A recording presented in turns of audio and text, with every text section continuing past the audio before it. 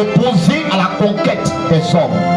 Opposé à la conquête des hommes. Et Dieu a payé fort. Dieu en a fait fort. Pourquoi?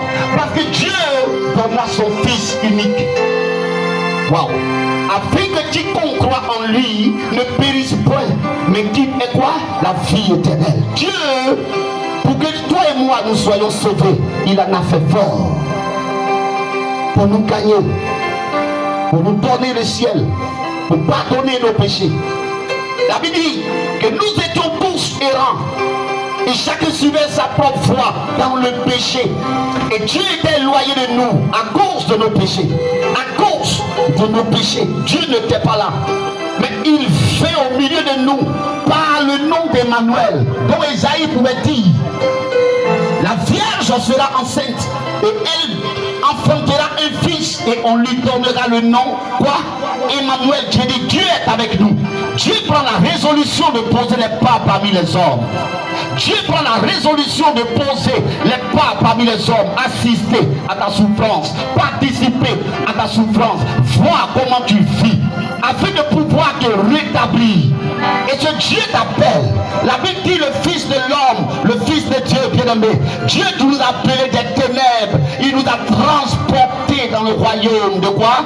De son admirable lumière.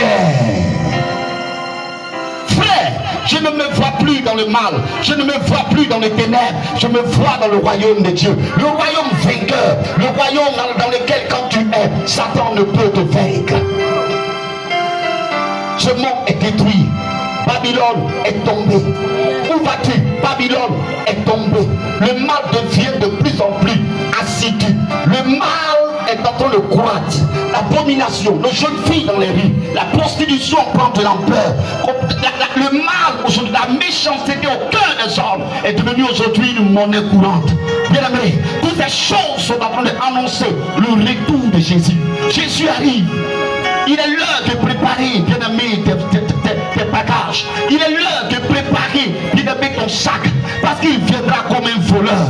Il te trouvera où? Dans la maison d'adultère, dans la maison, bien aimé, de fornication, dans le vol, dans le découragement. Le maître arrive. Jésus arrive, frère. Ne regarde plus comme la femme de l'autre. Tu regardas derrière elle et elle devient en statue de sel, bien aimé. Ne regarde plus parce que Babylone est tombée. Regardez Babylone, c'est d'admirer Babylone. C'est de continuer encore de composer avec Babylone. Sortez, sortez.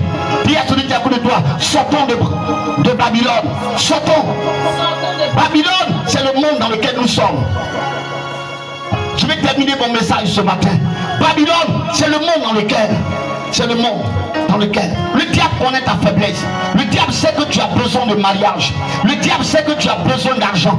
Il pose devant toi, bien aimé, des portes de séduction afin de pouvoir te gagner. Parce que j'ai dit tout à l'heure qu'il y a deux mondes. Le monde auquel nous sommes, bien aimé, confrontés.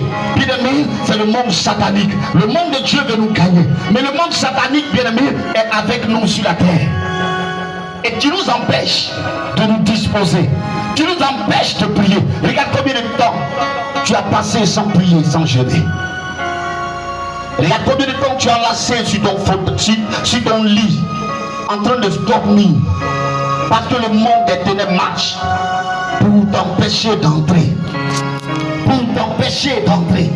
On va partir. On était assis sur le même banc avec des personnes qui sont parties, n'est-ce pas? Hein? Ils sont partis. Nos frères sont partis. Maman est partie. Papa est parti. Hein? Les enfants même que nous avons mis au monde sont partis. Frère, c'est pour dire qu'il y a un monde. Et nous allons tous partir. Nous allons partir. Mais comment tu vas comparaître devant le tribunal de Dieu?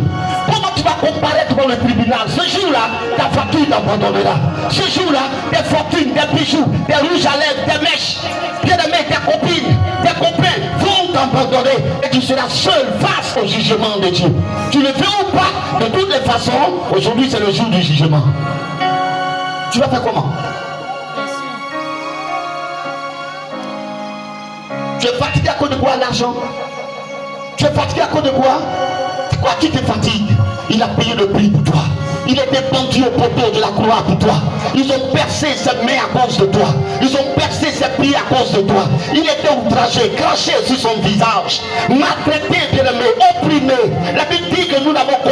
comme personne, bien-aimé, qui ne pouvait attirer l'attention des hommes. Nous avons fait de lui aucun cas.